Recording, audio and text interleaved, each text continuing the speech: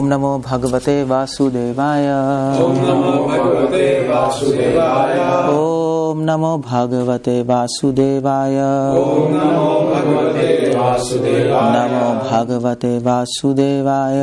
ओम नमो भगवते वासुदेवाय। Okay, so we are discussing 6th chapter, 46 and 47 verse. The topic is topmost yoga system. So the project is to investigate what is the topmost yoga system. That's our goal. And how do you come about that? That's there in this 2 verse. Okay, we can repeat after me. Tapasvibhyo adhiko yogi. तपस्विभ्यो अधिको Yogi. Jnanebhyo api mato adhikaha. ज्ञानिभ्यो अपि मतो अधिकः। Karmebhyascha adhiko yogi. कर्मिभ्यश्च अधिको योगी। Tasmad yogi bhava Arjuna. तस्मात् योगी भव Arjun. Okay. So, translation and purport by Srila Prabhupada. A yogi is greater than ascetic, greater than empiricist, greater than the fruitive worker. Therefore, O Arjuna, in all circumstances, be a yogi. So, I'm going to discuss the purport with you because of 2 reasons. One is because it's written by Srila Prabhupada. And the second reason is that I want to show you that Prabhupada purports are very deep. You have to read it properly and put it in a proper context. And I've read practically all commentaries of all acharyas because I know Sanskrit. So, but when you read Prabhupada books, Prabhupada has assimilated all those commentaries and written in his purport. But generally we don't see it. That's the point. It looks very simple. It looks like that. But it's not. That's one purpose, to show you that these purports are very important. These purports can change the world. Before that, change you. So let's read, and probably I might ask you some questions and be free to answer me. Not free, so you should answer me. Okay, so let's see how it goes. Om Ajnanaatimirandasya Jnananjana Shalakaya Chakshurunmritam Yena Tasmai Shri Guruve Namaha. Shri Chaitanya Manobhishtam Sthapitam Yena Bhutale Swayam Rupakadamayam Datati Swapadantikam Vandeham Shri Guru Shri Uttapadakamalam Shri Gurun Vaishnavamscha Shri Rupam Sagrajatam Sahagana Raghunathanvitam Tam Sajivam Sa Advaitam Savadutam Parijana Sahitam Shri Krishna Chaitanya Devam Shri Radha Krishna Padan Sagana Lalita Shri Vishakhanvitam Sha. He Krishna Karuna Sindhu Dinabandhu Jagatpate Gopesha Gopika Kanta Radha Kanta Namostute Kanchana Gaurangi Radhe Vrindavaneshwari Vrashabhanu Sute Devi Pranamami Hari Priye. Jai Shri Krishna Chaitanya Prabhu Nityananda Advaita Gadadhar Srivasadi Gaur Bhakta Vrinda. Hare Krishna Krishna Krishna Hare Hare Hare Ram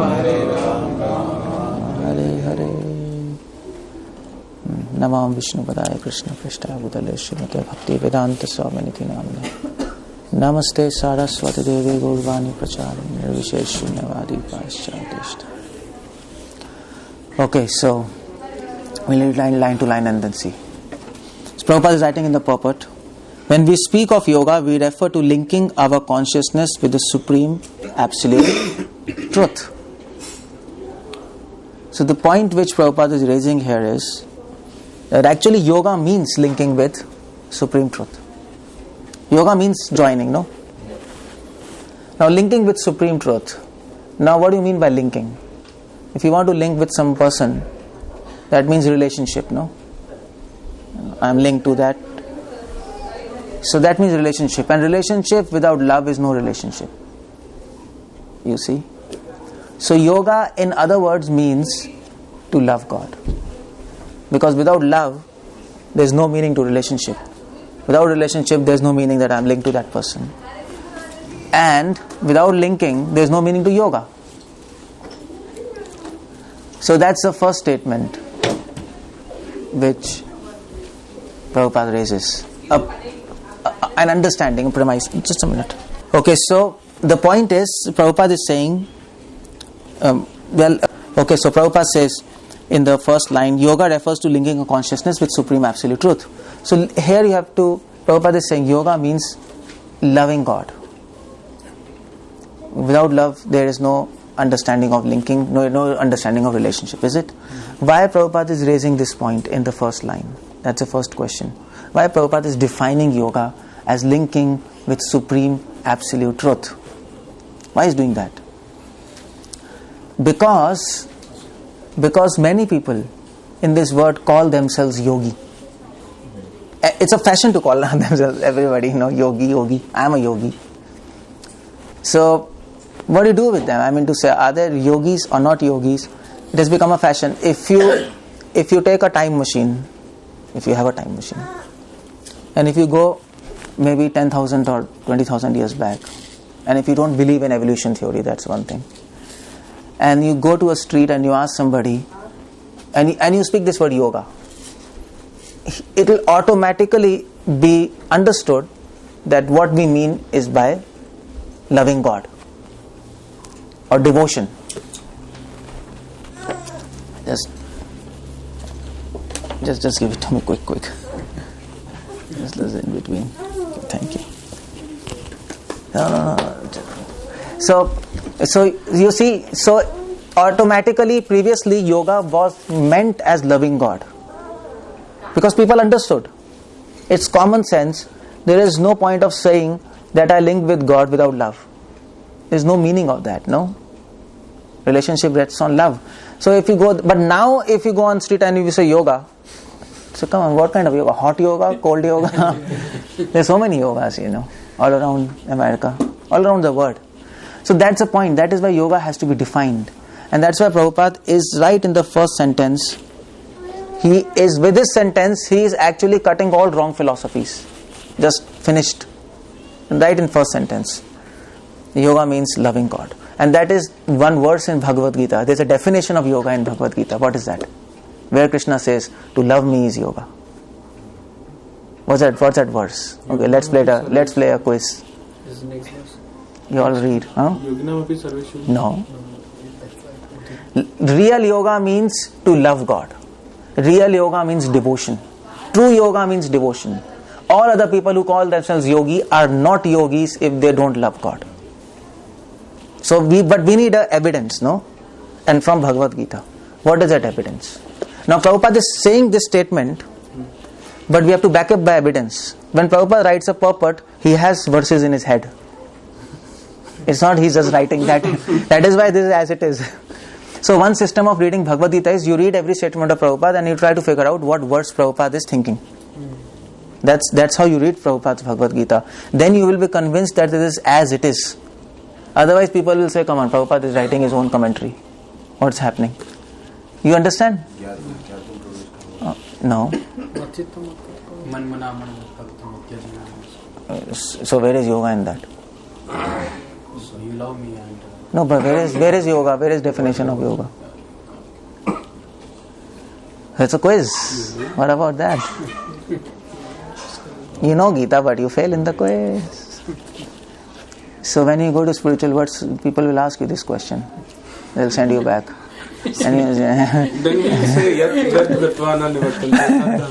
No, Krishna is more intelligent. Yat katvana nivartante. Goes back, don't come back. Okay. So what do? There's a verse. 7th chapter, 1st verse. What's that? Maya sakta manapartham yogam yunjan madashraya.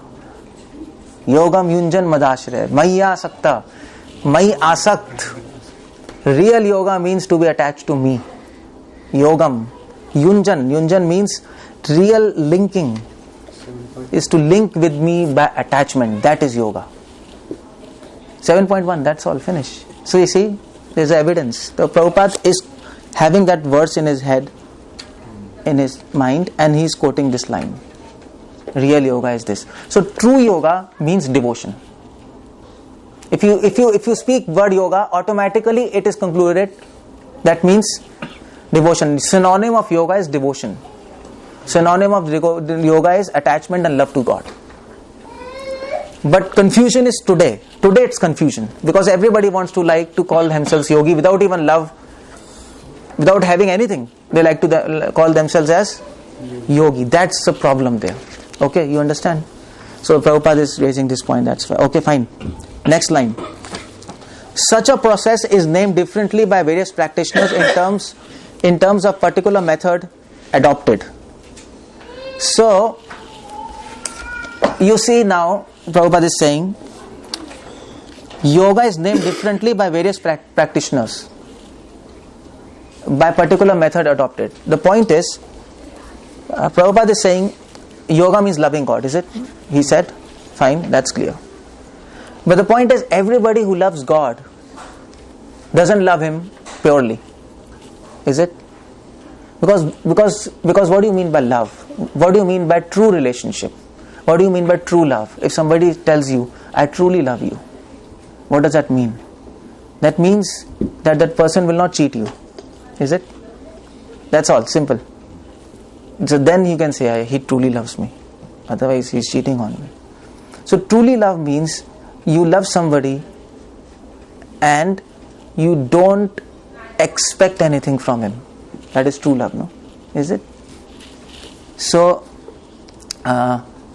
that's true relationship. But so when we come to Krishna, we love him. Our whole endeavor is to give him and not to take anything from him. That's our idea. Prabhupada says in Nectar of Devotion in 29th chapter, we are habituated to take. That's what our disease is. That's a disease. Take. Krishna, give me blessings. Well, that's okay. फिर take आ गया. Give me prasad. Okay. Give me mercy. Okay. But Prabhupada says you have to change this habit of take to give. That's in Nectar of Devotion. Read 29th chapter. Prabhupada says there. From take to give. If you give Krishna, He will give everything to you. Himself. But if you want to take from Him, you might not even get that what you want. You might not. So that's what we have to change our habit. That's a habit. So everybody who loves Krishna, yoga means love, no? Devotion. Everybody who starts loving Krishna, everybody is not so mature to understand this philosophy that you have to just give, don't take. Is it?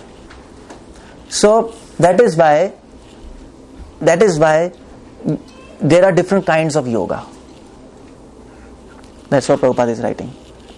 So people who are practiced just to give, they don't want. They tell to Krishna, even if you don't give me blessings, no problem. No problem. And if Krishna says, do you want something? You should ask me something. If Krishna says this to you, and you say, Krishna, I don't want anything. That's a devotee, no? Is it? Krishna, I don't want anything. But Krishna is insistent that you should ask me something. Then what do you ask? Bless me so that I don't ask anything. Bless me so that I don't ask. But okay, he's insistent, no, but ask something. I don't believe in my father. No. What do you ask? That's his love. True love for Krishna. Okay. Your answer should be really interesting to Krishna, no? He wants an interesting answer. He is interesting, no? He one of the name of Krishna is Rasik Shekhar. You know this? Yeah.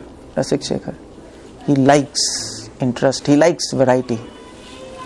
So if your answer is nice, Krishna will feel happy. That is what love is all about. No? Is it?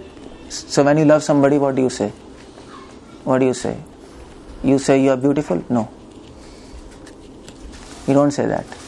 When you love somebody, you tell him or her, I love you? No. Actually, you know what you say when you love somebody? You say, I don't love you. And then the person understands, yeah. Actually, she loves me. That's a different thing, no? That's a language of love. It's a different thing. So when somebody loves somebody, then the girl will say, don't meet me. That means that's the right moment to actually meet her. She is just saying that. So you see Bhagavatam prayers, such nice prayers. How Brahmaji and Ajamil and all of them are praying. It is not simple, it is different kind of prayers. No, they are prayers fashioned in a way so that Krishna likes it. So what is your answer? Your answer should be that Krishna likes that answer. So Krishna says, okay, take something. What do you give? What do you answer? There can be many answers. I am not saying just one answer. Infinite answers. So one answer you can give. You can say, Krishna, if you want me to take something, okay, give me the capacity to give you back everything. That's what you can pray to Krishna. Krishna, whatever I take from you, give me the capacity to offer you back. Just like if you go to Ganges, so you take Ganges water and what do? Offer it back, no, to Ganges, is it? Similarly, that's what we want. Even if we want anything from Krishna, we want it to give it back. This is what is devotion all about. But everybody cannot understand this. Because understanding is one thing, and yesterday I was telling, knowing is another thing. Even if you understand, this disease will continue of taking. It's very difficult to get out of this disease, is it? This selfishness. We want, at least if you don't want anything, at least you want peace and satisfaction, no? If your life has no peace, satisfaction, then it's difficult not to ask Krishna, Krishna, give me peace and satisfaction. It's very difficult. Just like Pandavas, they were tested, 14 years. Absolute no peace, no satisfaction. Every day, danger to their life. You know this, no? 14 years. Did they ask anything? Nothing. No problem. So that's what is devotee practiced. So because everybody is not on that platform, that is why yoga, although yoga means devotion, yoga gets mixed with our own desires to take. It gets mixed, becomes impure by our own desires to take, and that's what Prabhupada is saying now. When the linking process is predominantly in fruitive activities, it is called Karma Yoga. This is the next line. When the linking process is predominantly in fruitive activities, it is called Karma Yoga. Page 282. So when you love Krishna to get something, to take some result, to take some material benefit, that is called Karma Yoga. It's become simple, no? So Karma Yoga is a diluted form of Bhakti Yoga. You can say like that. Karma Yoga is an impure form of Bhakti Yoga. That one concept Prabhupada. You understand? That is one understanding of Karma Yoga. It's an impure form. So you want to love Krishna, but you want something. So you are into that process. Even if you want peace and happiness, you are not in really Bhakti Yoga. You come down to Karma Yoga. You actually come down to Karma Yoga.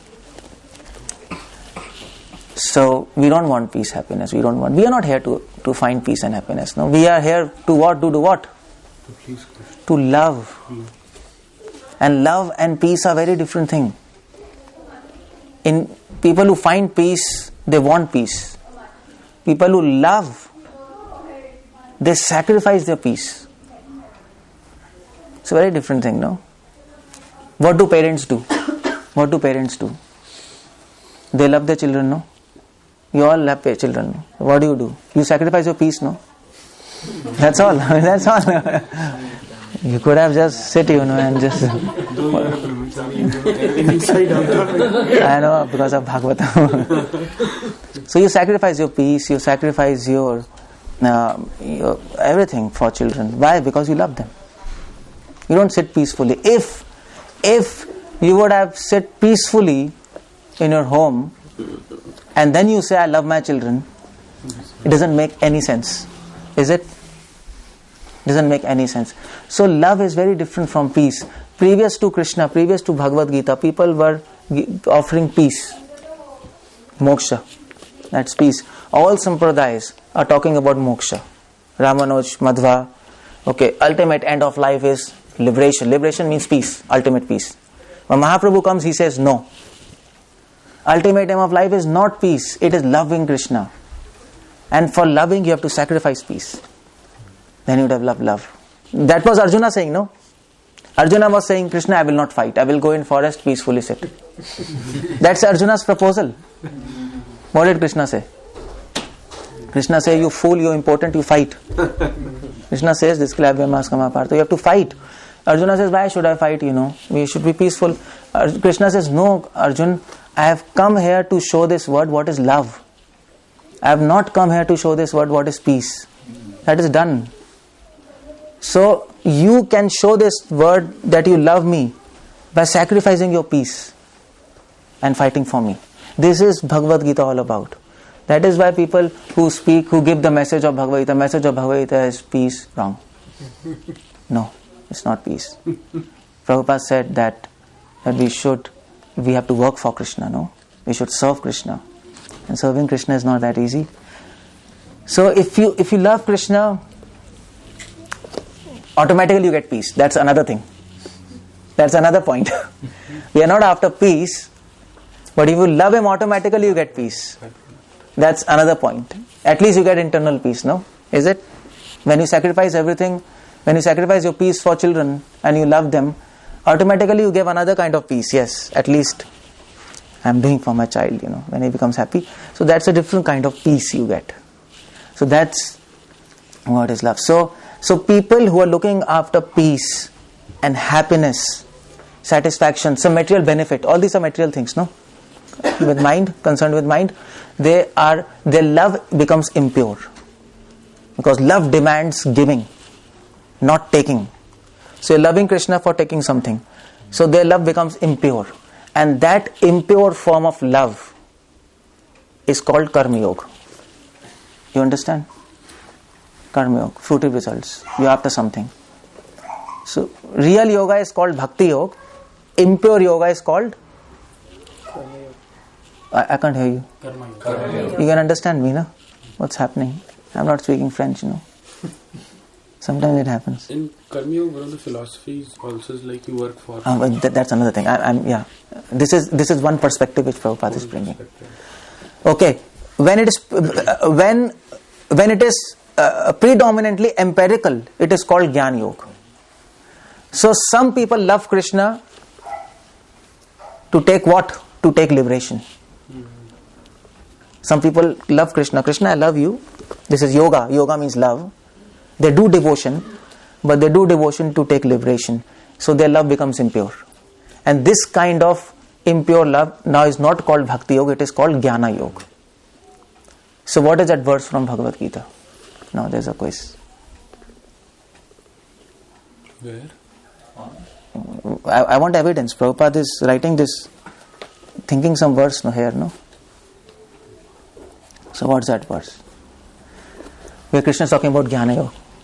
Some people love Krishna to get liberation. What's that verse? He's talking about four.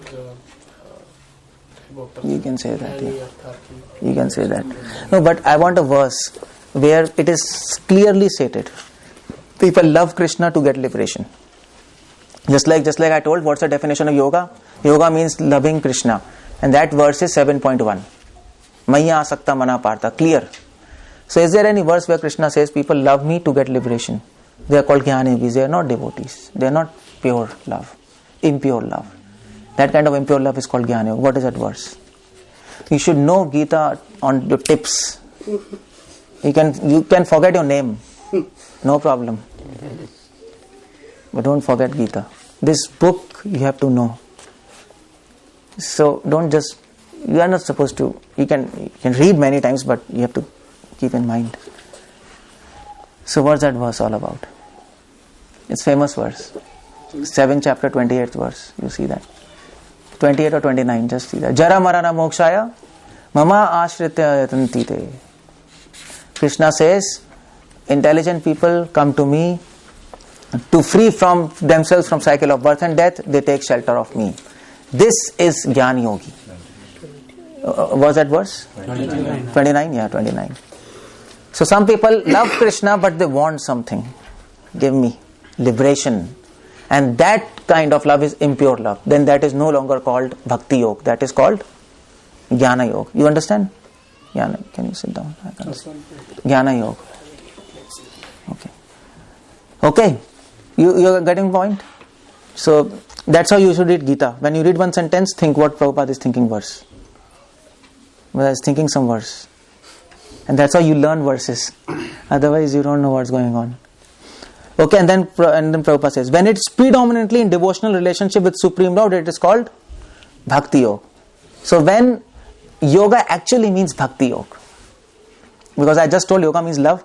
So when love is just for loving Krishna, we love Krishna for Krishna's sake. We love Krishna to give him, not to take him. Although he can take everything himself. But what a servant wants. Servant wants, Krishna, you sit peacefully, we will do everything for you. Is it? That's a good servant? That's a servant. So that is Bhakti Yoga. Now you understand Karma Yoga, Jnana Yoga and Bhakti Yoga. So Bhakti Yoga is pure form of yoga. Yoga means Bhakti Yoga, that is pure form. An impure form of yoga is called Jnana Yoga and Karma Yoga, where you want something. Oh, she wants Gita, yeah. Okay, now a twist comes in this purport. Now you read this purport. Actually, this purport is very interesting. Very interesting. Bhakti Yoga or Krishna consciousness is the ultimate perfection of all yogas, as will be explained in the next verse. So, of all yogas, Karma Yoga, Jnana Yoga, Bhakti Yoga, which is the topmost yoga system? Bhakti Yoga. Actually, yoga means Bhakti Yoga. That's the point. But because there's so much confusion in this word, people are not pure. They have a habit of taking. So, we have to invent these terms Karma Yoga and Jnana Yoga. You have to invent it. 10,000 years back, there was just one word Bhakti Yoga. But as Kali Yuga proceeded, people became selfish. They wanted something from Krishna in sections of loving. So this word terms as Karma Yoga and Jnana Yoga comes. Karma Yoga and Jnana Yoga, these terms, are these terms there in Vedas and Bhagavad Gita? Bhagavad Gita, Karma Yoga, is it mentioned Karma Yoga? Well, say karma, vikarma. Yeah, just karma, vikarma, karma sannyas, karma yoga word is not there. Tell me one verse, there is no word karma yoga. Sankhya yoga, pritakbala, prabhadantina pandita, no. Krishna just uses karma, karma sannyas, yoga, doesn't use karma yoga. He doesn't use jnana yoga also. He uses sankhya yoga or buddhi yoga. Because these words are not there. They are all made up afterwards. These are concepts which were used by people to justify their own desires. I am also yogi. No. Are name as Karma Yoga. Name is there. That's okay. But in verses and in Vedas, you will not find these terms. You will not find these terms. Because this is not truth. Karma Yoga, Jnana Yoga, these are wrong concepts. Like Karma Kanda, Jnana Kanda. Actually, yoga means Bhakti Yoga. That's all. Finish. There's nothing else than Bhakti. Is just Karma Yoga and Karma Vad is different thing. Yeah, that's a different thing. Karma Kanda. Karma Kanda. You understand? That's probably Srila Prabhupada didn't translated all those. Yeah, it becomes complex. Yeah. To write English. Yeah, it becomes complex. Yeah, it becomes complex. You understand? So, impure form of yoga is called Karma Yoga, Jnana Yoga. Pure form of yoga is just Bhakti Yoga. Yoga means Bhakti Yoga. That's all. Finish. So all those people who are claiming themselves yogi, they are wrong. Actually, Karma Yogi is not a yogi. Jnana Yogi is not a yogi. They are calling themselves Karma Yogi. We are also calling themselves Karma Yogi. We are calling them to antify them. That's all. In real sense, they are not yogi. Patanjali Ashtanga Yoga system is also fake in that. I'll come to that point. Okay, so fine. The Lord has confirmed herein the superiority of yoga, but he has not mentioned that it is better than Bhakti Yoga. So in this verse, Krishna just says, be a yogi. He doesn't say Karma Yogi, Jnana Yogi, Bhakti Yogi. He doesn't say that. Okay?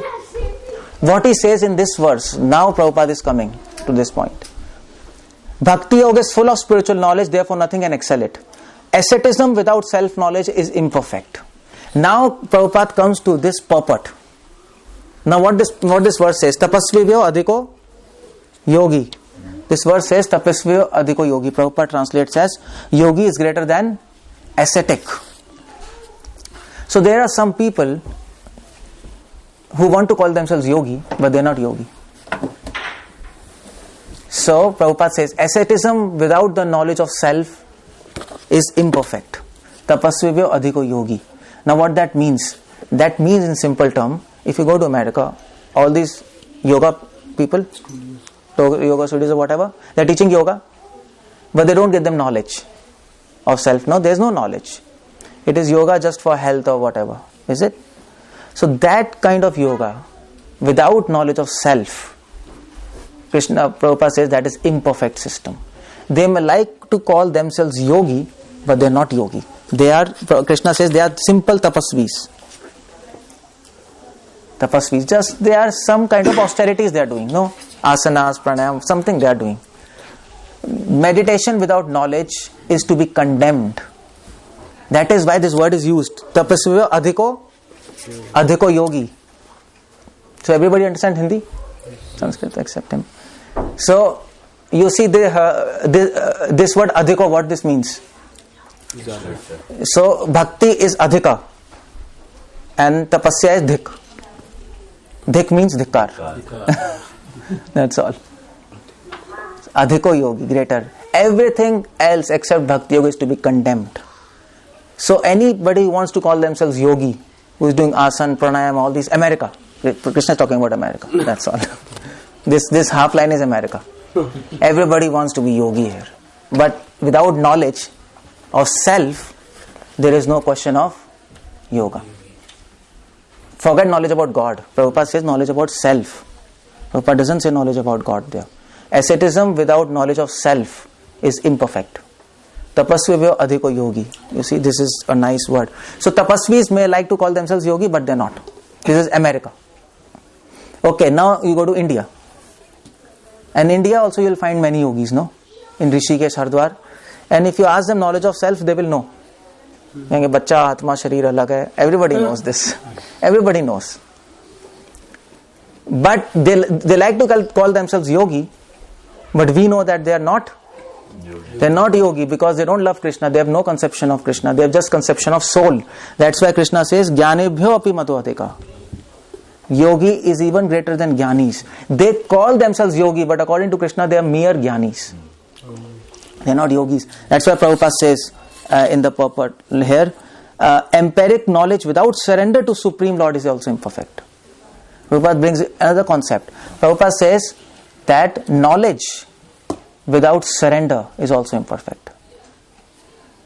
Because without surrender there is no question of love. No. So if you go to Rishikesh, they might have all knowledge of soul and body and they call themselves yogi. But Krishna says they are not yogis. They are simple scholars, jnanis. Krishna says Arjuna become a yogi, not a jnani. Yogi means what?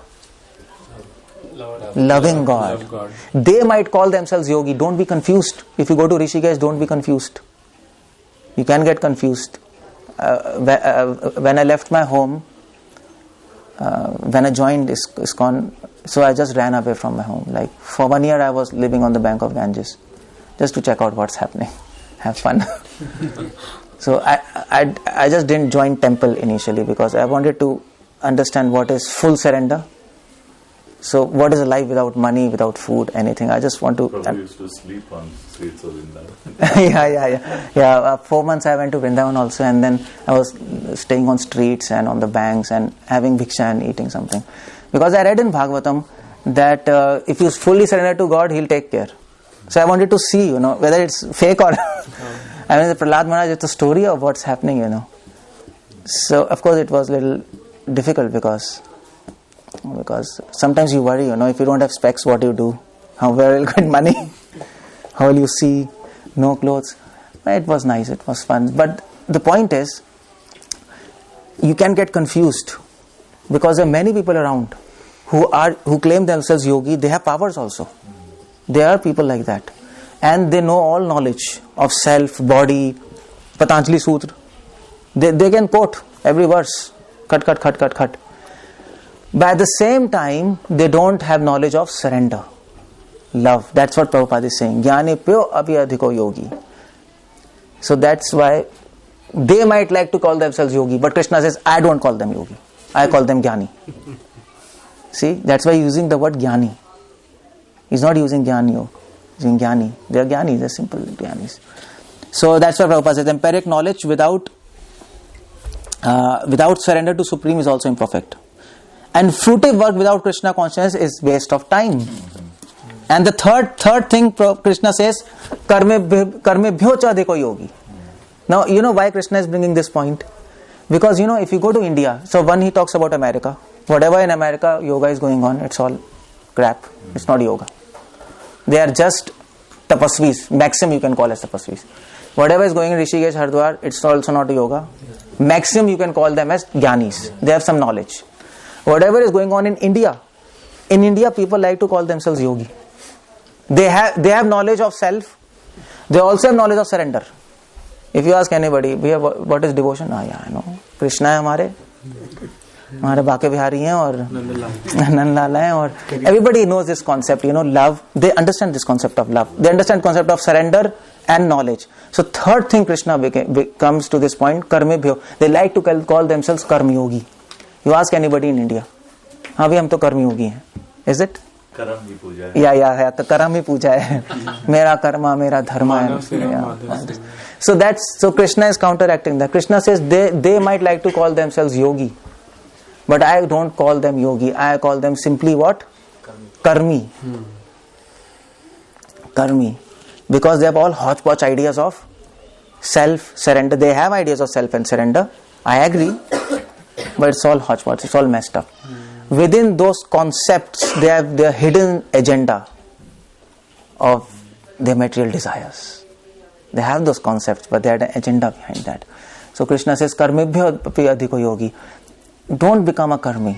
Become a yogi. They might call themselves yogi. From my side, they are not yogi. Adhiko means they are condemned. Dhikkar hai unpe. Adhik means not dhikkar. Adhik. That's why Prabhupada says it's a waste of time. See, Prabhupada uses a good understanding. For previous two people, ascetics and empiric knowledge, Prabhupada uses the word imperfect. But here Prabhupada uses waste of time. You know why? Those are confused and these guys are... Yes, because half knowledge is very dangerous. Very dangerous. Those people are imperfect. Because if they get association of devotees, they might come to right path. We at least they are doing some kind of system, no? They are following a system. So at least Americans, if they are doing yoga, some process, they are following a process. If they get true knowledge, they can take up devotion. Okay, fine. Jnanis, they have some knowledge of self. True knowledge. But without surrender. If you tell them, they can change. But these people, karma yogi, you can never change. They are all hodgepodge. If you tell them about God, 1 minute they will lecture you 1 hour. That's India. That's India. If you tell about Krishna, हमें भी पता है भैया, अब हम सुनाएंगे रामायण अपनी. It's a different take there. In India, you know, it happens, no?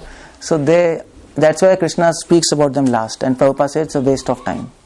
It's simply wasting time, because even if they get association of devotees, they will not change. It's very difficult to change. No, Prabhupada preached for 30 years in India. How many disciples?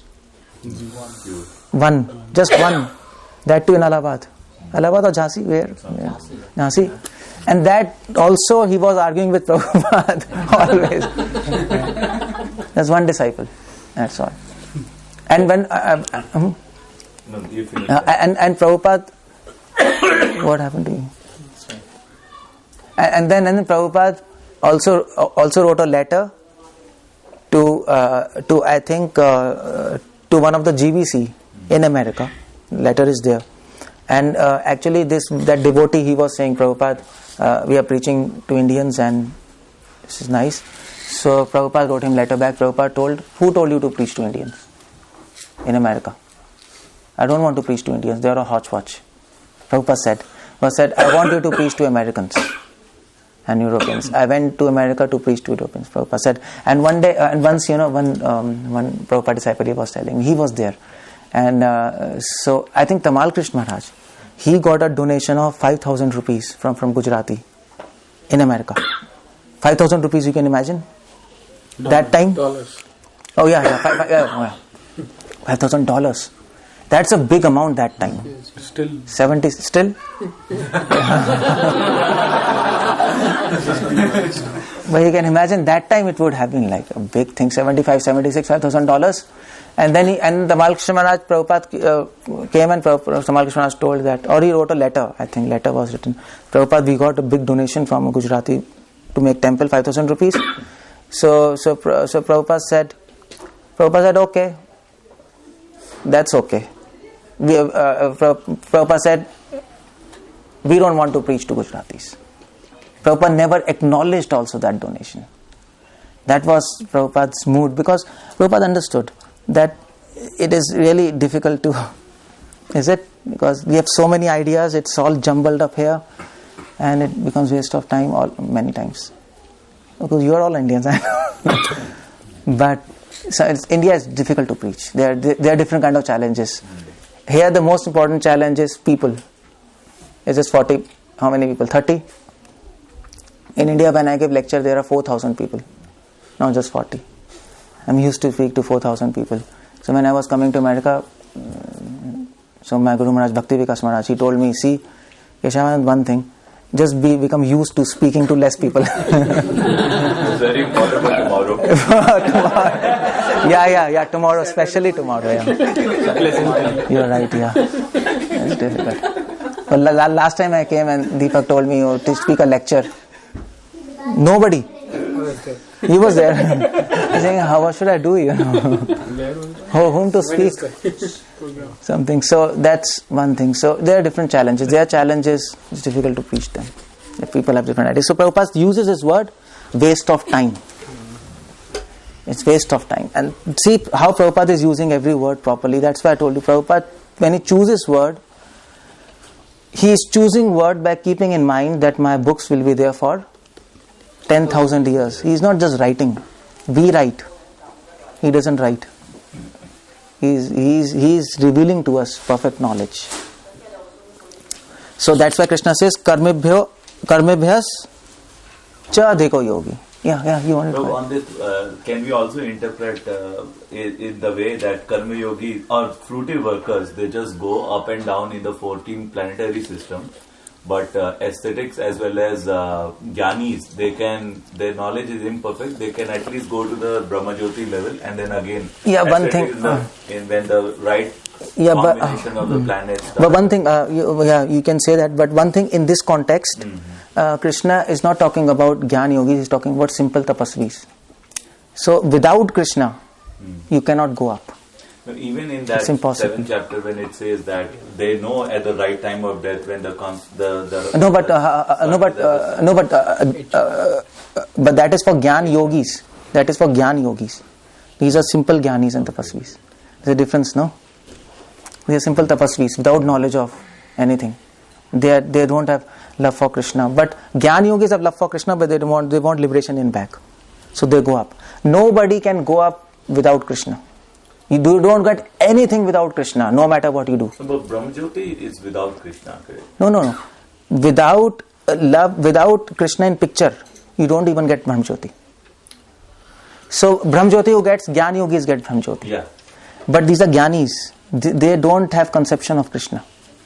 You go to Rishikesh, many yogis, they have the conception of self, no conception of Krishna. They will speak other things. They don't get anything. You might be super power, super yogi, but if you don't acknowledge Krishna, and if you're confused who is God, that's one thing. These people who go up, at least they are sure Krishna is God, others are demigods. This thing is clear. If somebody is confused about God, he cannot go up. You cannot go above earth. Confused people cannot go up. They are not promoted. They'll create confusion there. Create confusion. So here you stay here. So when a Jnani knows about Krishna and he merges into the Brahman, what knowledge he knows about Krishna? Okay, you ask me afterwards. Fine, I'll tell you. Let me complete. Wait. Let me complete. Okay, so you understand this, no, Karma Yogis and this. Therefore, the most highly praised form of yoga performance mentioned here is Bhakti Yoga, and this is still more clearly explained in this verse. So the point is, now you understand. Now I'll make whole picture clear for you. See, there is something called Bhakti Yogis. There is something called Jnana Yogis. There is something called Jnanis. There is something called Dhyan Yogis, and there is something called Dhyanis. Karm Yogis and Karmis. So there is a difference between all those things. So Bhakti Yogi is who just loves Krishna purely. And the most important qualification he has is he doesn't want anything. He just wants to give, no taking. He doesn't even want peace and happiness. Krishna, you keep this with you. We don't want any favor from you. We don't want you to take any pains for me. That's anti-devotion, no? You want to give pain to Krishna for use yourself? That's absolutely nonsense. Prabhupada even says in one of his purport in Gita, devotee doesn't even want ask Krishna, please take me back to your spiritual world. No. Devotee even doesn't say to Krishna, give me yourself. Give yourself to me. He doesn't even want Krishna what to say of spiritual word. He just wants one thing. What's that? To please Krishna. Yeah. Service, this propensity to give. He wants this. Service means propensity to give. That's what he wants. That's all. So that's Bhakti Yoga, pure love. So Bhakti Yoga is yoga. That's what this word is. And then there is Karma Yoga. Karma Yoga means you love Krishna but we want something in back, material desires. Then there is something called Karmi. Karmi is absolutely nothing doing with Krishna. They might have got stupid ideas, hodgepodge ideas, but behind the hodgepodge ideas, they are sitting, not Krishna is sitting. They've replaced Krishna and they are there in the picture. So this is Karmi. Most of the word is Karmi. Is it? But they like to call themselves as Karmi Yogi. That's another point. And then there is something called Jnana Yoga. Jnana Yogis are who love Krishna and in the exchange they want liberation. There is something called Jnani. That's what Krishna is talking here. Jnanis are who have knowledge of self but they don't have knowledge of Krishna. Their knowledge is not called knowledge. Without knowledge of Krishna, your knowledge is not knowledge. Even if you can understand your soul, you are not body. We don't call that is ignorance. So Krishna calls them Jnani. You see, Jnani. And then there is called as Dhyan Yogi. Dhyan Yogis who do all Ashtanga Yoga and they go to Krishna, love him, but they want mystic powers. And then there is Dhyani. Dhyani, he is who does yoga, everything, but have no conception of self, neither Krishna. This is American yoga. Nothing to do with knowledge. So what are the destinations of these people? Gita says, people who are practicing Bhakti Yoga, after death, where they will go? Where they are going back? Spiritual world. So, okay. Dhyan Yogis are going where? They will. Dhyan Yogis will go to upper planets because they are practicing something. In exchange of love, they want mystic powers. They go to Maharjanas, all these planets. Jnana Yogis will also go to other planets, higher planets. Maybe Brahmajyoti they can go. Karma Yogis, they want something. So where they will go? Yeah, they might go to heavenly planets. Okay. Dhyani, Jnani and Karmi, where they will go? They will either stay here or go down. That's all. One point is absolutely clear: without Krishna, you don't get anything. Even if you follow Vedas, You don't get up at all. even if you follow Vedas, and if you don't acknowledge Krishna's supremacy, you're going down. You can't go up. It's impossible. It's impossible. So that is why people say, we are practicing yoga. The Patanjali or Sutra, and that is coming from Vedas. So there are many Upanishads talking about this process of Ashtanga Yoga. Like for example, Dhyan Bindu Upanishad, Yoga Sannyasa Upanishad, all those. They might be saying, we are following Vedas. Well, you are following Vedas, but you don't acknowledge supremacy of Krishna. You are confused who is God. No chance of going up. You don't get anything. That's the point here. You understand? This verse is Very good. Yeah, it's a different take here. So, and then Krishna speaks in 47th verse. He gives this conclusion. Yoginam api sarvesham madgater antaratmana Sardavan bhajte omam samyuktamo mata. Krishna says, of all yogis, of Jnana Yogi, Dhyana Yogi, Karma Yogi, Bhakti Yogi, who is the best? Bhakti Yogi, because yoga means devotion actually, pure form. And what is Bhakti Yoga? Krishna says, Mad gater antaratmana. Mad gater means, what is Bhakti Yoga? What is love? Krishna says. See, the point I was saying, giving and not taking, this is the word, Mad gater antaratmana. So gate means, gatena means, Thinking. gat means to go. Go. Go. You let go your selfish desires. And you're always abiding in me. Prabhupada translates, abiding in me. You let go your selfish desires. And you come to me. Mad gater antaratmana. Inside your core of your heart, in the core of your soul, deep within you, yourself, there is just one desire. I want to give something to God. For most of us, it's not like that, no? For most of us, deep within, if you look within, inside that core, what's the desire? Our desire is to take. We all diseased. Even offering boga is like... Yeah, it's like that. It's like that. We offer that and to take, we offer and quickly offer and just take and eat. It's not, at the core of our heart, it's not just giving. It is taking. Now externally we are understanding that we have to give, but inside we are spontaneously, we are taking. So it is said, it is said, if any time in your life you know yourself, you truly know yourself, if any time of your life, you will get a shock. Because you will find you are the worst person in the entire world. The more you look in yourself, the more you will find you're complete nonsense. And Prabhupada says in one of his lecture, Prabhupada says, actually that was interesting quote on Sunday I'll show. Prabhupada says, why should we be disappointed that if we don't go back to Krishna? Why should we be disappointed? Because anyway, we don't deserve to go back to Krishna. So what's the point of disappointment? You don't deserve. That is Prabhupada saying. So that is the first step in devotional life. The first step in devotional life is to understand we are nonsense.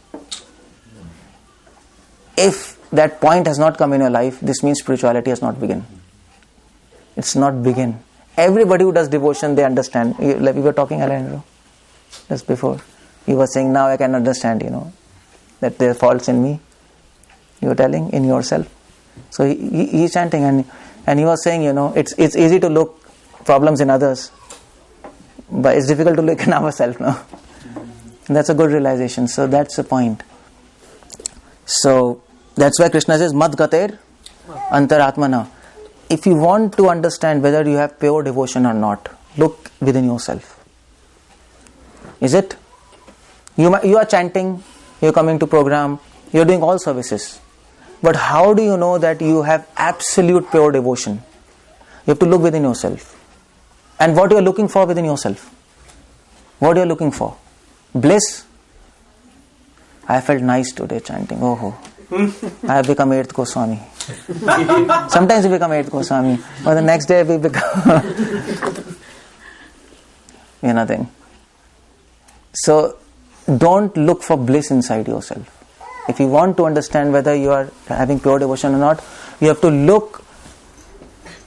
So what you are looking for?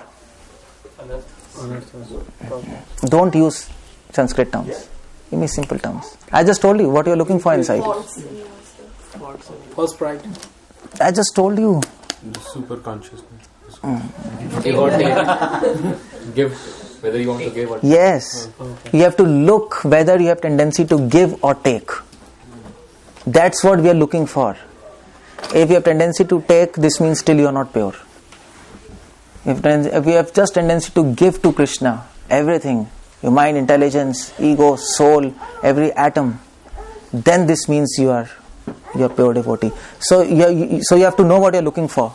Otherwise, you look for some other thing. Is it? You look for bliss. I am getting so bliss, so I am pure. No. That's not the parameter. You'll get bliss, but that's not the parameter. That's why in this verse, Krishna doesn't talk about bliss. Where is the word bliss here? There's no bliss. There's no. So he says, Madgater antaratmana shraddhavan bhajate o mam. And Krishna, and so if you go and read the purport, you'll find it's a big purport. Prabhupada says shraddhavan. Prabhupada says pure devotion. The first thing in pure devotion is tendency to give. Second symptom of pure devotion is shraddha. Shraddha means? What's shraddha meaning? Faith. No. What does shraddha means? Unflinching faith. How Prabhupada translates shraddhavan as? See? In full faith. In full faith. So what do you mean by full faith? Then what do you mean by complete surrender? It's one of the limbs of Sharanagati. No, trust is synonym of faith, no? That's not the meaning. It's much stronger actually. Yeah, you're right, it's much stronger. But then you have to define what you mean by stronger. It is abstract answer, no? What is a precise answer? Without any doubt. You place yourself. No, that's like saying what is light, not darkness. But that doesn't define light, no? You see? There's a difference. No, Prabhupada writes, you see? Prabhupada writes on the next, so on page number 284, first line. Prabhupada writes, 284, first line. It is by great fortune that one comes to Krishna consciousness or path of Bhakti Yoga to become well situated according to the Vedic directions. Well situated according to Vedic directions. That is Shraddhavan. Shraddhavan means to have knowledge of scriptures. Then there's some meaning of faith. Because everyone in India has faith. My grandmother also used to have a lot of faith.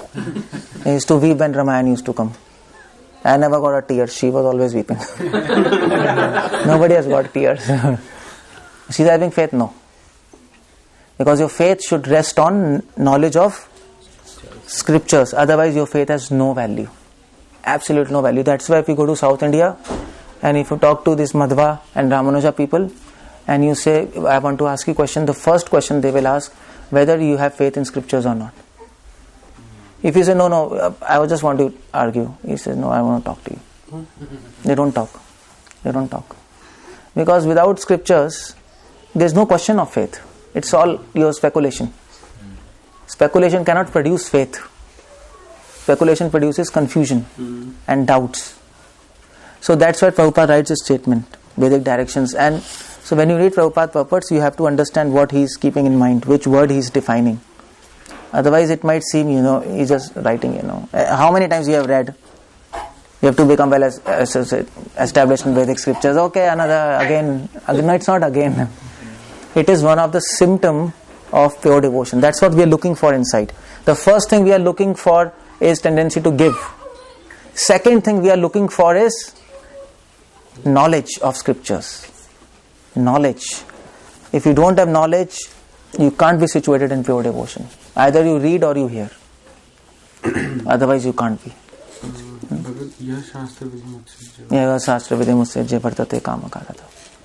Yeah. So that's so that's the second thing you are looking for. And the third thing you are looking for is bhajate. Bhajate yo mam. The third thing you are looking for inside. This is all introspection. You have to sit and introspect. No, otherwise you can keep on doing things, but you never know what's happening. So what does bhajate mean? Prabhupada writes a big explanation to bhajate in his purport, and Prabhupada writes. See what Prabhupada writes here. First line. The word bhajate is significant here. Bhajate as its root in verb bhaj, which is used when there is need of service. So third thing you are looking for inside is what? Inside your soul. What are you looking for? Service. Actually not service. What is written? What does Prabhupada write? Need of service. It's not service. You're not looking for service inside. Service you're doing. Inside you're looking for the need of service. Need. There's a need of service. Service is not goal. Service is a need. Prabhupada uses this word need. This is a very important word. If you read, goal is love. Service is need. And what is more important, goal or need? Need is important. Your goal is dollars, but need is food. What is more important? Food, no. Dollars, that's okay. But yeah, I want food. So that's why Prabhupada uses this word need. This is the philosophy of Lord Chaitanya. This statement, actually Lord Chaitanya's philosophy rests on this one statement what Prabhupada makes. Prabhupada, all other sampradayas, they said, okay, you have to serve God. The aim is moksha. But Mahaprabhu says, no, aim is love. And service is need. Service is not the goal.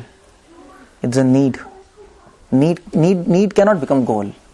I think that's where the hodgepodge among devotees is coming. Yeah, that's why. Yeah, it's different thing. And that is why,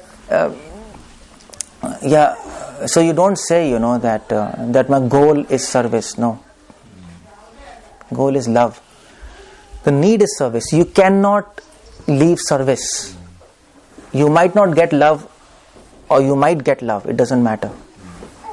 But service, you cannot live without service. That's the idea. Soul dies without service.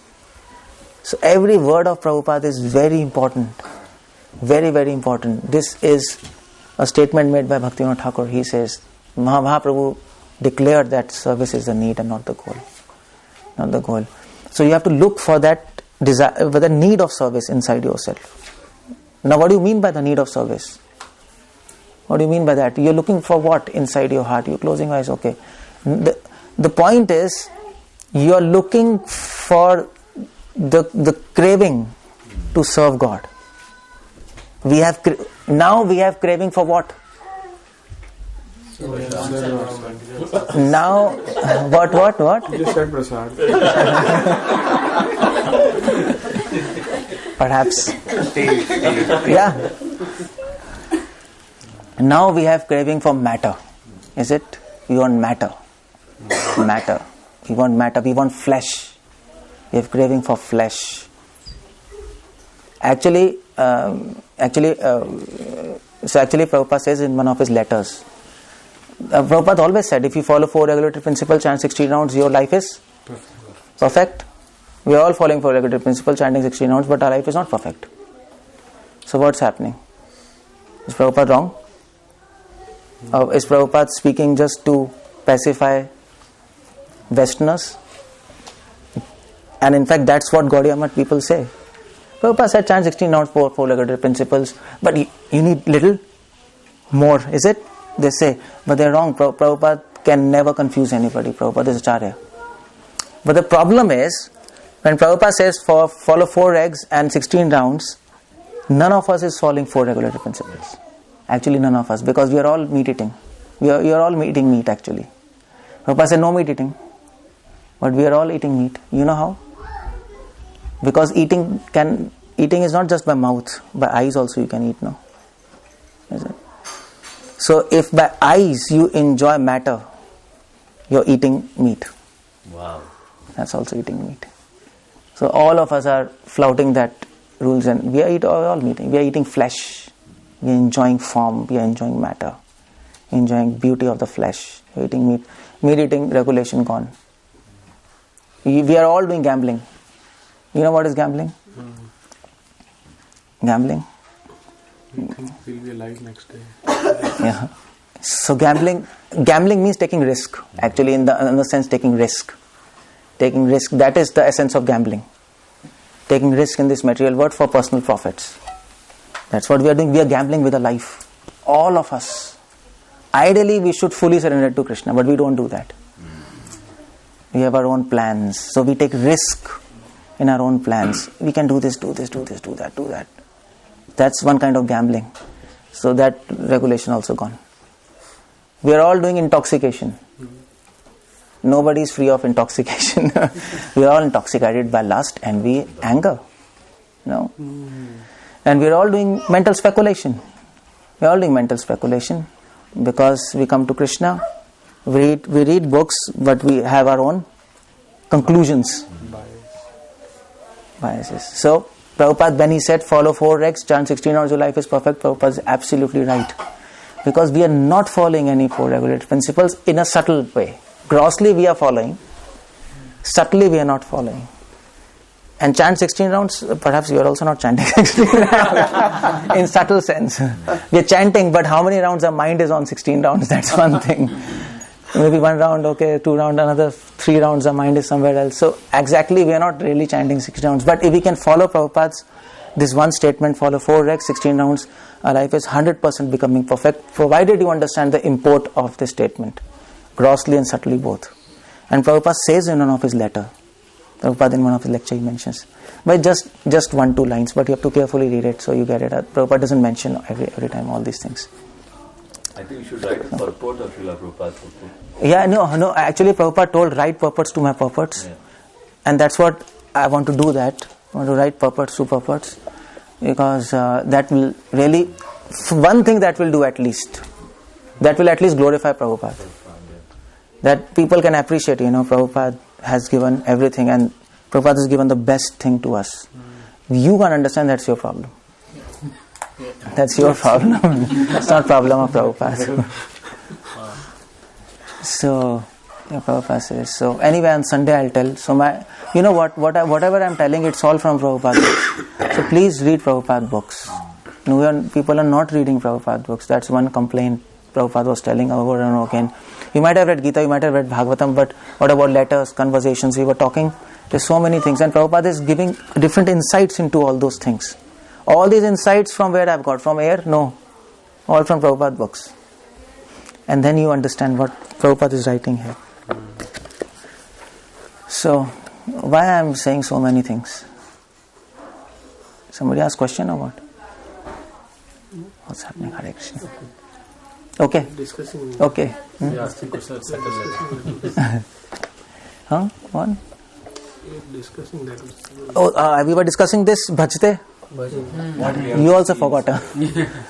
Yeah, bhajte. So the third thing we have to see in ourselves is the need of service, that craving. Yeah, I was talking about that craving. We have craving for flesh, for intoxication, for gambling, for speculation in subtle way. We all have craving. So just hang on, see in yourself what you have, and see, every devotee has to introspect. If you don't introspect, you will fall down. It's not just doing. No, it's not just service. There's a need of service. They're two different things. Devotees are mostly doing service, but they don't check whether they have the need of service or not, that craving.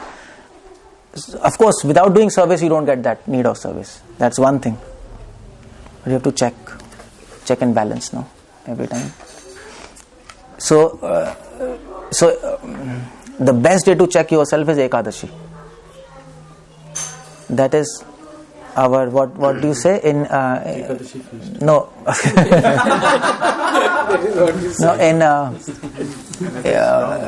so when we pay the taxes, the end, what is that called, when you Return? tax returns, yeah.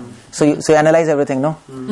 So Ekadashi is that day, tax return, You have to check yourself. Ekadashi is day to introspect. That is the function of Ekadashi. It is not just to fast and chant 25 rounds. You can chant 25 rounds. That's perfect. Prabhupada said even more rounds. But you're chanting more rounds to introspect yourself. You're giving your time. No, that is why I said don't eat and don't wash clothes. Save time. Sit. Have a copy. Write what faults you have. I do that every Ekadashi because this is problem with me. Not gross, deep within inside. And then you have to work on it. Get that out. You have to work on it. Without working, it will not go. It doesn't go. You have to work on it. So that's the third thing you're looking for inside yourself. And that Krishna says, Samayuk Tamo. People who, best yogi is devotee. Best yogi is that devotee who has the tendency to give, who has knowledge of scriptures, and who has that craving to serve God. He is the best devotee. He is best united with me. See, he is the greatest of yogi, Yuktatama. He is the greatest of yogi. You know why he is greatest of yogi? Because Krishna says, I like him. Yuktatama means attached. Tama means most. He is most attached to me. That means I am attached to him. I like him. Yukt means here, yuktama means I like him. We are all attached. We are just yukt. We are just yukt. So we are serving Krishna. Krishna exactly doesn't like us. He likes us, but not as he likes Prabhupada. That's one thing. Probably he doesn't like us. We in Krishna's eyes are like, okay, chalo, thoda kripa de do, chalte rahenge. Some mercy. We are an object of mercy. We are not an object of love now. There's a difference between mercy and love. But yuktama means most united. That means Krishna likes that devotee. Yes, I like him now. That's what Krishna says. Samayuktamo mataha. That's my opinion.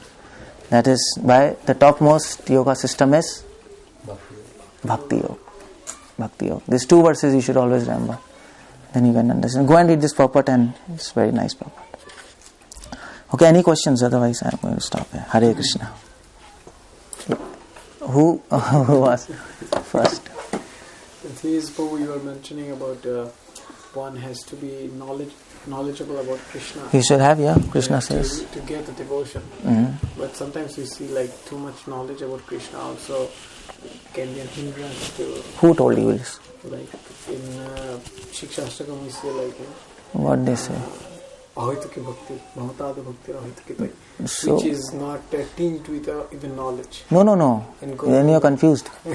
That tinged with knowledge means tinged with knowledge of jnanis, not devotional knowledge. Devotional knowledge is very different. Knowledge of only self without Krishna. That kind of knowledge, you should not be there. Knowledge of Krishna should be unlimited, no? Knowledge of Krishna is never hindrance. Never hindrance. That's like, one of the lectures of Gaur Govinda Maharaj, he was mentioning like bhakti can be also tinged with karma yukta bhakti. And jnana, so that jnana means here jnani is jnana. Okay. Not that. In fact, people who love Krishna, they want to know more and more and more and more. The sign of love is knowing him more. And that is why Krishna says, people who don't have knowledge, they don't have faith and love with me. Because if you love somebody, you want to know about him, no? What's the meaning of love? I know Krishna, but I don't want to know about him. That doesn't mean anything, no? It's baseless. It's useless. So, you want to know more about Krishna. And that is why Bhagavatam says. So Bhagavatam uses a word right in the first canto, first chapter. And Bhagavatam says that Pibatam Bhagavatam Rasamalayam. You drink Bhagavatam, don't read it. So drinking means you are taking knowledge, continuously. So we want to know about Krishna. Rukmani, everything, Rukmani. You understand? So another thing is like in this context, this Gyan, like Krishna's knowledge is unlimited, as you mentioned, and also there are different perspectives to know about Krishna's dham and his activities, know about Krishna as a person, like how he deals with his devotees, which is the Bhagavatam. Like we read Bhagavatam so that we know that what is the dealings. Also we know the material world which is created by also Krishna, that is also one of his energy. That also comes in knowledge. Like devotees want to know the material world in context of it. So how do you differentiate between like among these things? No, you don't differentiate. That's all. All are same. This material world is see for example.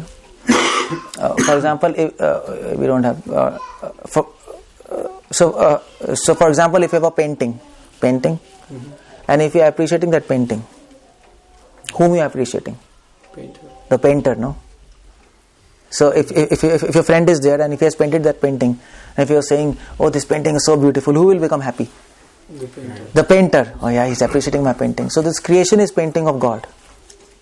If you understand this creation and appreciate this creation, who is becoming happy? Krishna. That is why Sukadeva Goswami, 3rd, 4th, 5th canto is talking about creation. It might look, what's happening, You're not talking about Krishna. very dry. But actually appreciating creation of Krishna is appreciating the creator. That's how in that sense we understand creation. So it's all love.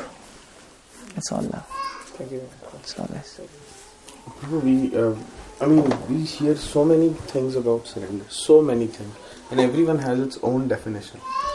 What is the Shastric definition of surrender? Surrender? Yeah, I mean, Yeah. what exactly is surrender? Yeah, you Is it tell. like leave everything, No. do everything? No, surrender is. So, can anybody tell me the definition of surrender? We were defining God. What is definition of surrender? What you tried some years ago. Prabhupada says a definition.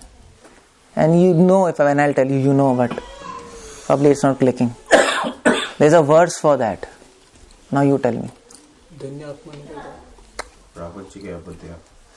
No. What's that verse? Again and again Prabhupada is writing in his purports. Shadviddha Sharnagati Lakshanam. What's that verse? Anukulasya Sankalpa Pratikulasya Varjanam. Now you remember? What's that whole verse? I know the song, but you No. Anukulasya Sankalpa Pratikulasya Varjanam. Rakshishati iti Vishvaso Gopite Vranam Tatha Atnikshepa Karpanne Shadviddha Sharnagati Lakshanam. So that is Sharnagati. Shadviddha Lakshanam. That is the definition of Sharnagati. This is, Prabhupada is quoting in his book. This originally comes in Ahar Budhaniya Samhita. There is a Samhita, Ahar Budhaniya Samhita. It's quoted from there. Prabhupada quotes from there. It is from Vedas. I mean to say it's from Vedas. This verse is from Vedas. It's not just from Puranas, and the authority of Vedas is like big authority. And Prabhupada says, what is surrender? Surrender is known by 6 signs. If you have the 6 signs, you are surrendered. You can shout at top of your voice, but doesn't make any sense. Anukulasya Sankalpa Pratikulasya Varjanam. You should a surrender devotee. He will accept everything favorable to his service. Just like you accept sweets. And Pratikulasya Varjanam. He will reject everything unfavorable to service of God. He will not hesitate to reject. That's the point there. Pratikulasya Varjanam. Generally we hesitate to reject. We sometimes reject also, but in hesitation. But then you're not fully surrendered. He doesn't hesitate to reject anything which is impediment to his service, just like you reject your own stool. That's the example given. We go to bathroom and we pass stool, and we never think about it. Is it? We definitely never think about it. None of you might have thought about it, even a single second of your life. So like that, Pratikulasya Varjanam, he rejects everything what is unfavorable to service. Just reject it without hesitation. So just like Dhruva Maharaj. So Narad Muni told Dhruva, you should always chant holy name. He just took in his mind, always. Narad Muni said always. So then he came to conclusion, my sleep is obstacle in always chanting, I'll stop sleeping. Stop eating. Then he came to conclusion, my breath is obstacle, stop breathing. That's called Pratikulasya Varjanam. That's the intensity of, we can't do like that, but I'm talking about intensity. We should have the intensity, no? Pratikulasya Varjanam. Rakshishati iti Vishvaso. Devotee has full faith in the protection of Lord. So protection of what? Protection of his devotion. I mean to say, you might face some reverses in your life, but don't lose faith, because Krishna is not there to manage your material life. He might do, he might not do, according to what is best for you. But definitely he will protect your faith. He will protect your faith in all circumstances. Rakshishati Vishvaso Gopsvrite Varnam Tatha. So what do you mean by this? Gopsvrite Varnam Tatha? Fourth thing is fourth thing is devotee has faith that Krishna will maintain me always. If on the condition, if you serve him, you don't have to worry about your food and anything. He'll give you. Because we are servant, Krishna, we are serving you. We don't want to waste time in food and this. I am serving you. So he will take care of that. So he will do that. And then Atnikshepa. Atnikshepa means surrendering your soul. So that means following the orders. of Guru as it is. And Karpanne means sixth symptom is humility. Even after doing this, even after doing everything, following orders and giving and whatever, accepting favorable, rejecting unfavorable, humility means you give all credit to Krishna. And more than that, humility means giving up sense gratification. That's the meaning. So, sixth symptom of surrender is you give sense gratification. That's humility, no? Your servant, no? This is house of God. Whom? Jagannath. No, not just this house, this whole world. This is Jagannath. This whole world is also Jagannath's house. But people are like foolishly thinking it is there. That's Vasudeva Kutumbikam. So if everything is house of God and your servant, you should not enjoy his property. Isha Bhashyamidam Sarvam. That spirit. If you enjoy his property, that means you're not humble. You're not acting like a servant. So that's humility. Leaving sense. If you have these 6 signs, you're surrendered. If you don't have, you're not surrendered. The degree to the degree you have these signs, to that degree you're surrendered. So you have to judge by these things. Otherwise you can't judge. See, devotion is so scientific, no? There are 6 symptoms of surrender. If you want to know where it's pure devotion, there are 3 things you have to look for. Yesterday I told, if you want to know your meditation is perfect, there are 2 signs, 6th chapter, 22nd chapter. That's why Prabhupada says this is signs of self-realization. Prabhupada uses this word signs. It is not just to preach in America. It was not just a patchwork. Yeah, there's a science. Everybody is saying science. But this is really a science. This is a science. And everything is in this book. There's one book. So you should know this book. Every full stop you should know. Not just words. You have to read. Read and understand. Don't just keep on reading. There's a tendency, I've seen people keep on reading. It doesn't help you. It doesn't help. You can finish this millions of times, but still you might not know anything. Read and contemplate. Prabhupada says, Shravanam Mananam Nididhyasanam cha. Prabhupada quotes, real hearing means contemplation. Otherwise you have not heard. So contemplate. Just contemplate, By thinking you learn more rather than learning. If you want to learn, don't learn. Think. Prabhuji, going back to my question about merging into Brahman, those who are able to merge in Brahman, they know something about Krishna. Now what is that thing that they know about Krishna and what is that thing that they don't know about Krishna? They don't know about Krishna's love. They just know Krishna is powerful, that's all. Okay. That's all.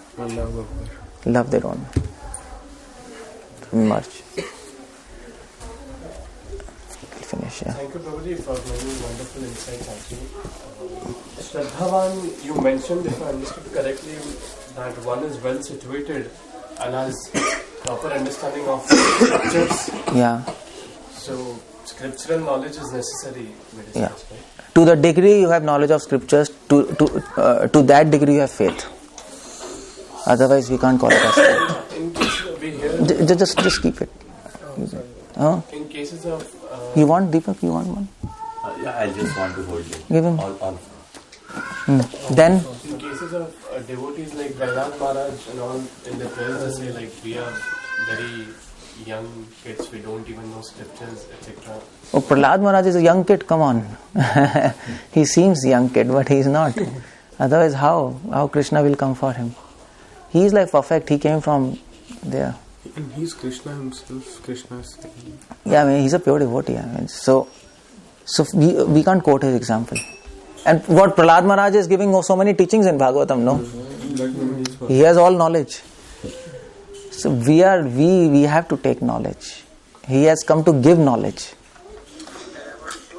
You understand? So we can't quote all this. For example, you can quote many saints like who didn't take knowledge, but then they are carrying from past lives. Past life. For example, if you give the example of Mirabai, for example, although we don't give, but if you give, anyway, Mirabai had a level of devotion. You can't say she didn't have. She had a level of. She drank poison. She didn't die, but she didn't read any scriptures. So she is carrying from past life. Is it? So if you don't want to read scriptures, okay, drink poison. And then we'll know. You don't need any scripture. That's a test. If you don't die, okay, fine. No need. We are not like that, no. like that. So, Prabhuji, you repeatedly mentioned that loving Krishna is the topmost thing. But I was just questioning myself that how can we express that love? I mean, I have some ideas that how can we love Krishna, but what is the best way to love Krishna? Express love, simple. So, what kind of feelings? No, How does that not feelings. So if you love your wife, how do you express love?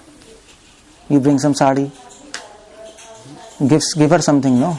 Is it something? Some sari. Yeah. So that's a way to express love, no? Or we take her to shopping or something. So love can be expressed by actions. Love is not expressed by feelings. That's a wrong idea. That love is always expressed by action. That's why Prabhupada always said, do something for God. Do something. And people were interested, no. Prabhupada said, you are mode of ignorance. So that's the point. You have to act to express. It's like giving the charities or... Charity? What charity? In a service of Krishna. To give devotees, huh? Yeah, something, whatever want to do. For example, Kirtan also. We are doing something, no? You're hearing, that's also expression of love. You're giving, you're doing something, no? Do something. That's how. Do anything, whatever is required. Do that. Service, that's called service. So, Prabhuji, Shraddhavan is always means one is having a knowledge of scripture or who is following some Scripture. authority or... knowledge, that's knowledge, Shraddhavan. Because in Maharashtra we see that there are many saints like Sant Tukaram.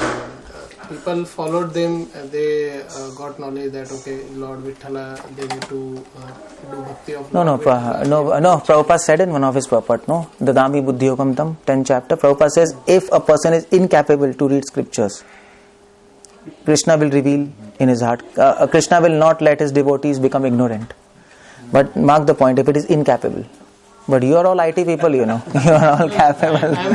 Then that's a bad excuse. So, I'm asking on behalf of them because they many are like farmers and they don't read scripture actually. yes, so But they follow the... no, so that's what I'm saying. They are not capable, no. So no problem. They are doing their best. They at least hear lectures and whatever they want to do. But we can't give that excuse. We are capable and we should use our intelligence to understand. Otherwise, we'll be guilty of actually ignoring scriptures, and we'll be guilty of second offense against holy name, Guru Ravagya. Prabhupada said in his book, read all my books. That's an order. That's true. And if you don't read, it's an offense against holy name. And one more question. So, Jnani is a person like... if a person only having knowledge of scripture or that person is actually practicing that knowledge as well? Only scripture. Knowledge of scripture. He's practicing some kind of self-realization but not devotion. That's a jnani. But if he is having knowledge of self, but if he is not acting as per that knowledge, then still he is a... He's a jnani. He's a jnani. And Prabhu, those... Otherwise he's a cheater. Hypocrite. Prabhuji mentioned bhog, and we also discussed about the tendency to give and the need for service. So that is why we call it as prasad sevaya, right? Because What, taking prasad? Taking prasad? Yeah, honoring. Prabhuji mentioned Yeah, we take, that's why we say prasad seva, yeah. When we eat prasad, we say prasad seva, we are serving Lord. We are not taking prasad, we are serving prasad actually. Actually, that's the point. We say that, but how much we really do it. Yeah, right? So we say that, but how much we mean that? Yeah. That we don't mean that. The prayer itself is called Savdhan. महाप्रसादे गोविंदे नाम ब्राह्मण वैष्णव शरीरा विद्याल जोड़ेंद्रिय तय कल जीवे फेले विशेष आगरे.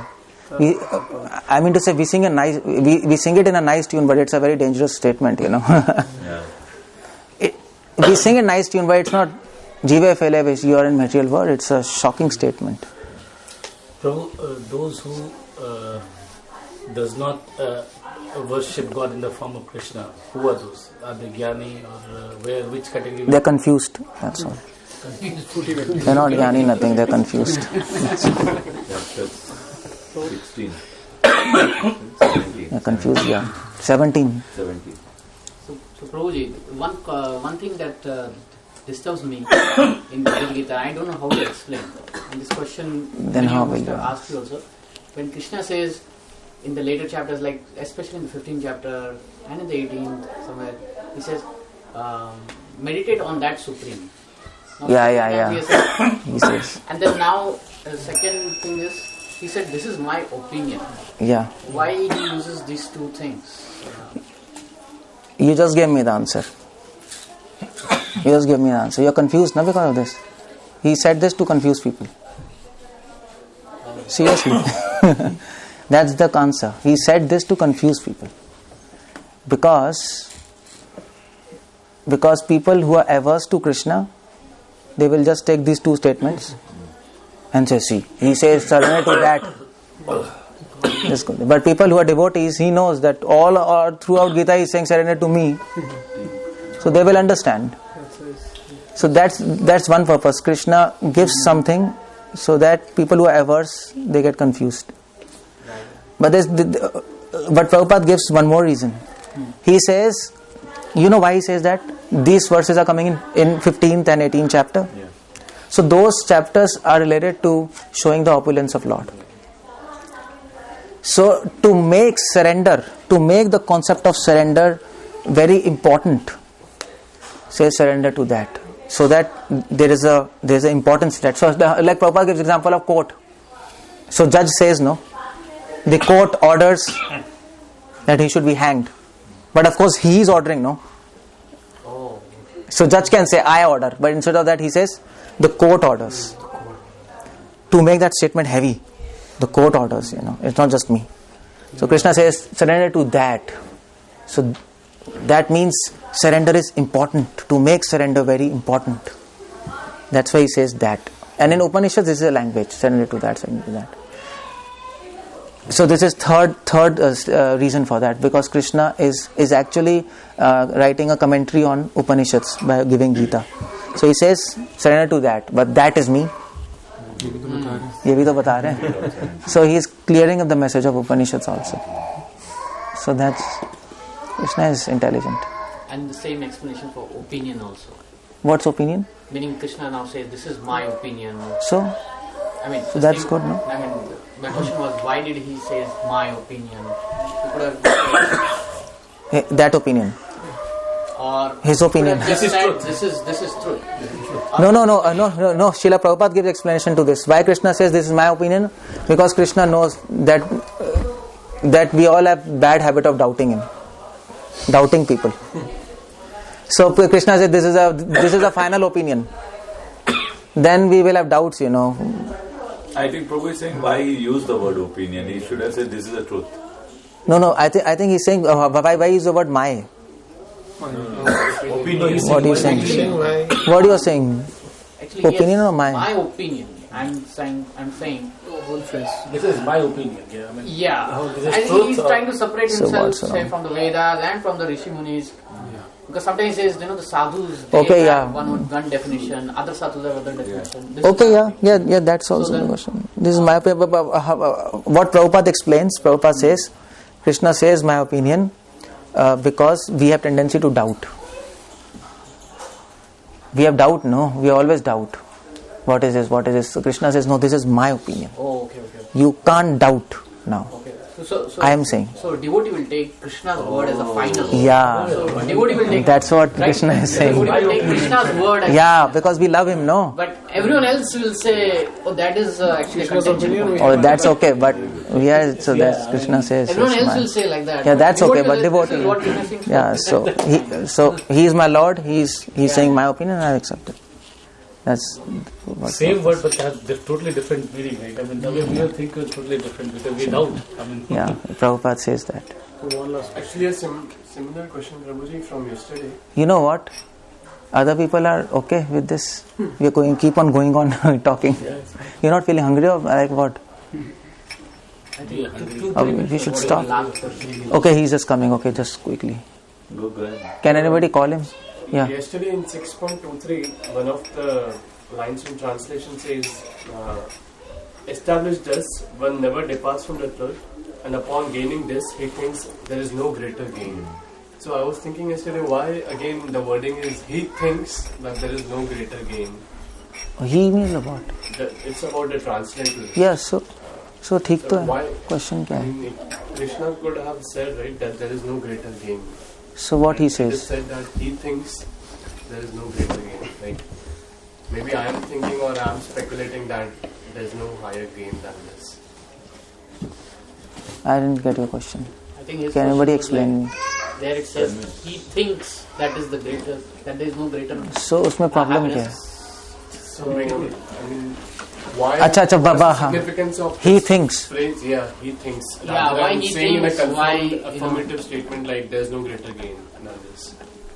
Because Krishna is talking about conviction.